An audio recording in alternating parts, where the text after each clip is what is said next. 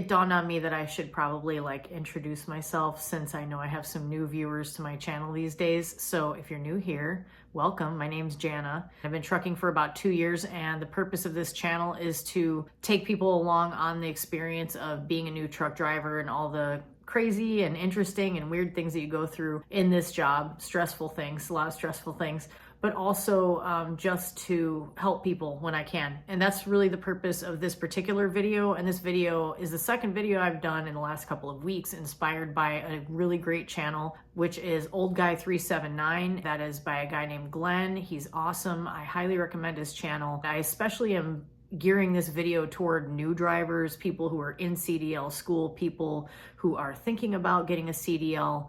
This is one of the most important messages you can hear, and you can go ahead and look at Glenn's video. I'll put a link in my description, and I hope he will receive my imitation as a sincere form of flattery, because I think this is the kind of subject that every YouTube trucker should make a video about, because we can't emphasize enough how important it is to look out for the safety of ourselves and others when we're out there. This is in reference to a hit and run actually that just happened at a truck stop in White Pine, Tennessee at a Pilot. And there was just an update to this story that the victim of this hit and run was a 64-year-old truck driver from Alabama named Gary Clark. They haven't released the identity yet, or I don't know if they know the identity of the driver who hit him, but apparently he parked his truck behind the Pilot and he was walking toward the store. Apparently this other driver hit and killed Mr. Clark, parked at the fuel island, went inside for like 20 minutes, and then came out and was told by other drivers that he may have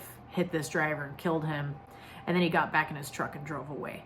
I don't even know where to start with that, because those of us who drive trucks know, like, yes, it's a huge vehicle. Obviously, like, it's possible that you could, and it's a dark parking lot. And, you know, I've seen one of the most insane things I've seen in truck stops is people letting their dogs run around off leash in a truck stop. Absolutely insane. So maybe you're in a truck stop that has really nasty potholes or something like that, and it turns out you actually ran over someone's dog. I guess I could understand how something like that could happen, but I don't understand how you could hit a person with your truck and not feel that, not have any idea. And that alone points to a very serious lack of awareness on the part of the driver that hit this man.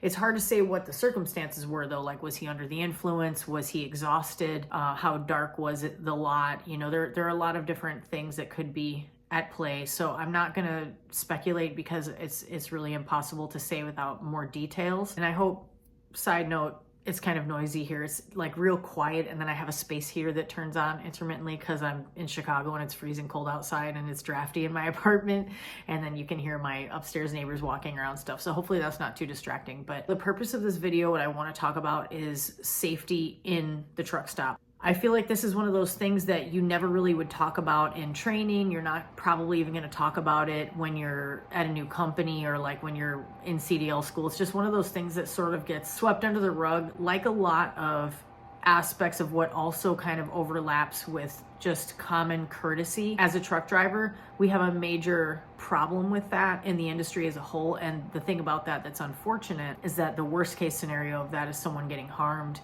because another driver just didn't have the common courtesy to even be looking out for them.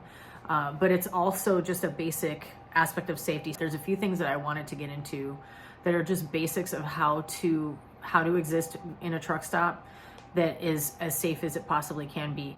Number one, slow down. There is no reason to speed through a truck stop. You shouldn't be going over 10 miles an hour in the truck stop parking lot. And you see people zooming around through a truck stop in a truck as if they're driving a car. And there is absolutely no reason to be doing that. It's completely unsafe, because people are coming out from between their trucks a lot of times, between trucks. They might not be able to anticipate that you're going to come whipping around a turn with your truck going that speed, and you might not see them, and that's how quick it is. That's how easy it is for someone to lose their life. And there's no reason why it should ever happen. There's no reason why it should ever happen. We're all supposedly professionals. I'm sorry, but this story is like so upsetting, because this kind of thing should never happen. So slow down. There's no reason to be driving fast through the truck stop. Unfortunately, the people that do drive like that in the truck stop are going to continue to do it. And those are people with whom I wish we didn't have to share the road, because it's a no-brainer that if you're driving a semi in a lot full of other semis, that slowing down is necessary because there are a lot of opportunities for people to get hurt. The other thing that you really become more aware of once you've been in the industry for a while, but when you're new, you don't maybe fully understand how it's going to be, but many of us are walking around exhausted in those truck stops. It's a very difficult industry to get adequate sleep in. There's a lot of lip service paid to make sure you get enough sleep. The lifestyle that is dictated by the 14-hour DOT clock is another story. You are basically going to be sacrificing sleep whether you intend to or not. People are really tired going through the truck stop. Driving all day long is exhausting. No matter who you are, it's very tiring. Along with driving slow in your truck in the truck stop, another thing that should be a completely well understood rule that we all follow. We know that people are going to be crossing the fuel island to get from where they park their truck into the store. That is always going to be happening. People are going to be walking from their truck that is parked near the fuel island, in front of the fuel island probably, or people are going to be walking from where they parked in the parking area. You never, ever, ever see an empty lane in the fuel island and just drive straight through it. Never. It makes no sense to do that. The thing is, you should always assume that if there's an empty aisle in the fuel island, that someone is going to walk past the front of it.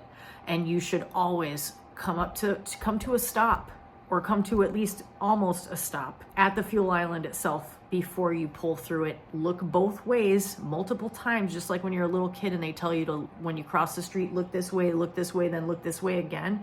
That's what you should be doing in your truck before you cross through the fuel island. You don't just fly through it, because people are going to be walking through there and there's such a potential for somebody to get hurt or killed. So the next thing is, if you're walking in the truck stop, always wear reflective gear. It's crazy how often you see drivers that are dressed completely in dark clothing and they're walking around in the dark in the parking lot of the truck stop. And the thing about it that trips me out is we all know how tired we get.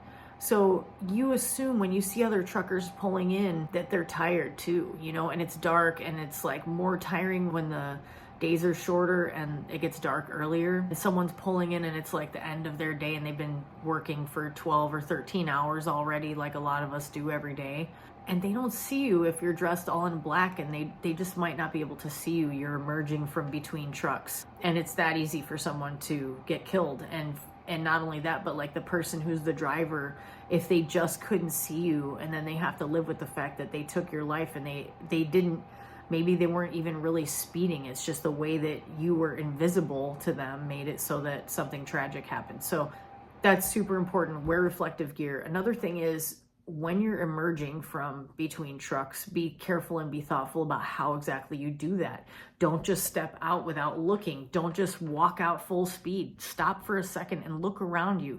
Keep your head on a swivel. That is always a good policy at a truck stop. And be mindful of where specifically you're walking. If you are walking from your truck that's parked to the truck stop, to the store, stay closer to the trucks so that the trucks that are pulling through there aren't going to run into you. That said, you need to keep your eyes peeled when you're walking past each truck. And the other thing too is, the more you drive, the more sensitive you become to the sound of brakes releasing.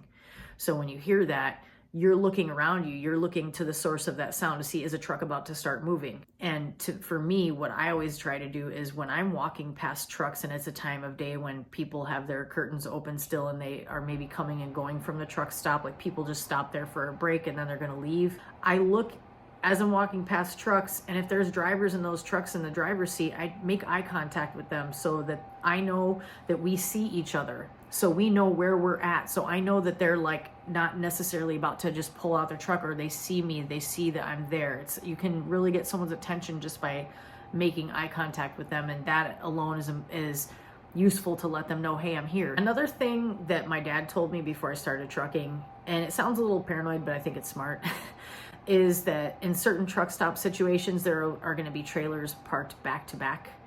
And he always was like, don't ever walk in between those. And I'm not going to lie, I do from time to time, but I kind of don't like to, because, I mean, you can tell when a truck is like just sitting there, that person is probably asleep in their bunk or whatever. But it also is kind of a horrifying thought to think of, like, what if a trailer backs into another trailer and you're in between them? So if you can avoid it, it's not a bad idea. And even just being in between trailers, you know, I was just at a truck stop last week, and this driver, this is me, and this is what I recommend before I ever move my truck. Like, even when I'm sitting in the fuel island, I'm done fueling, I'm ready to pull forward. Before I pull out, I look on both sides to make sure that there's nobody right next to my truck.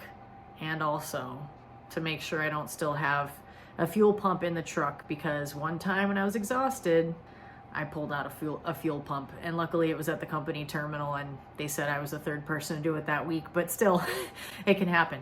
So that's a good reason to keep your eyes peeled for that. But also, you never move your truck. You never move your truck in a lot like that without looking around, at looking in your mirrors to see. Assume that someone might be by your truck. It's better to assume and to then find out you're wrong and be able to move your truck than to risk hitting someone. Another thing that's similar is, like, I was still pre-tripping my truck, I think, the other day, and I was doing my walk around. The driver next to me, when I was in a spot where I personally would not move my truck, if I saw the other driver was right there, I would wait for them to get away from that side. This guy just started pulling forward. I personally don't trust another driver that I don't know or whatever to not, like, swing their trailer into me if I'm on the side, if I'm in between our trailers. It's not worth the risk. I avoid that. If someone is next to my trailer, I'm gonna be very hesitant to even pull that trailer forward unless that person gives me a signal, eye contact, and moves their body back from my truck, and then I'm gonna very slowly ease it forward. But most of the time, I'm gonna completely wait until that person is not anywhere near my truck, because it's like stupid little things that are not worth the risk. You know, it's like waiting an extra minute or two is not gonna hurt anything, but hitting someone with your tractor or trailer is gonna potentially kill them or destroy their life in another way, and yours for that matter. One other thing, this also should be a universally understood thing, but for some reason it's not. If you're backing your truck, your flashers should be on and your windows should be down. And this is something that I don't think is being taught universally for some reason, and I don't understand why. But if you're backing your truck, flashers on is the universal signal to other drivers that either I'm not moving or I'm backing. But usually in a truck stop, we can, you get used to knowing when they mean what. And usually in a truck stop, it means that person is about to back the truck. Have your windows down and don't have headphones in your ears, because you need to be able to hear what's going on around you while you're backing the truck, because there's things you can see and there's things you can't see. All of this just comes back to being attentive, being alert, being vigilant, because that's an essential part of the job of having this huge responsibility, literally huge responsibility, is always being alert and always assuming that something can happen. And it can be easy to become complacent. And I think, one of the things I was thinking about when I was considering making this video is I was thinking about how when I first started driving, and I'm saying this to you newbies out there, when I first started driving, I was self-conscious about doing pre-trips, even though I made myself do them every time, even though I felt that way. But I felt self-conscious because I was like, oh, people are gonna be watching me and analyzing what I'm doing. And it's like, they 1,000,000% are not. And then you find out so many other drivers are not doing them. That made me feel self-conscious. I'm like, well, they're not doing it. It must look weird. No, that's not the right way to look at it. It's unfortunate that a lot of people don't do their pre-trips. And I'm gonna say this, if you're one of those people that doesn't consistently do a pre-trip, at the very least, you should be walking around and checking that your lights are working, because you can get a ticket, you can get pulled over. And it always blows my mind when I see, like the other day, I saw a driver who was straight up missing a mud flap on the back on their trailer. And it's like, that's the kind of thing that's going to get you a ticket. That's going to get you pulled over. It's such a minor thing, and there's no excuse to miss it. If you have a light out, I've seen, truckers driving with a headlight out. There's no excuse. You can go right into the truck stop and buy an inexpensive bulb and replace it. It's pretty easy to do. Even I can do it, and I'm not mechanically inclined necessarily. These are things that are essential elements of being a safe driver, but also these are things that prevent you from getting tickets. And none of us wants negative marks on our CSA score. So I think that's pretty much it. I'm really sorry to hear about this unnecessary tragedy. And unfortunately, these are the things that happen when people are not taking this job seriously, not treating it with the respect it deserves. And I hope everybody who's a new driver who hears this, or thinking about it or in CDL school, that you recognize that even if you're really like, I'm gonna just do everything I can to be awesome at this and whatever, you can become cynical doing this job, working for companies that pretend to care and then treat you like a machine, and they don't care how tired you are, and seeing other drivers that act like shit and drive like shit, it can start to bring you down, and it can start to like have a negative influence on you, and you can't let it, because this is too important. It's life and death. It's every day, because the one day that you get complacent is the day that you could take someone's life. I hope for any of you watching that you never have an experience like that or have to see an experience like that. It's a matter of simple reminders to yourself every day that these things happen all the time. They happen easily. You're not an exception. It's not going to not happen to you for some reason. It can happen to you. It can happen to me. It can happen to anybody. So let's do the steps that we can do to avoid that. So that's all I got. I appreciate you watching. Don't forget to check out Glenn's channel, Old Guy 379. Really great channel. Lots of just gold mine of information that guy is. And especially when it comes to these types of things that you really need to be thinking about if you want to take this industry seriously and do it justice and, represent it well, because unfortunately there are a lot of people who are not representing it well, and those of us who care about doing it the other way, more and more of us need to do what we can to show another side of what trucking can be when people actually care. So thanks for watching. I will catch you next time.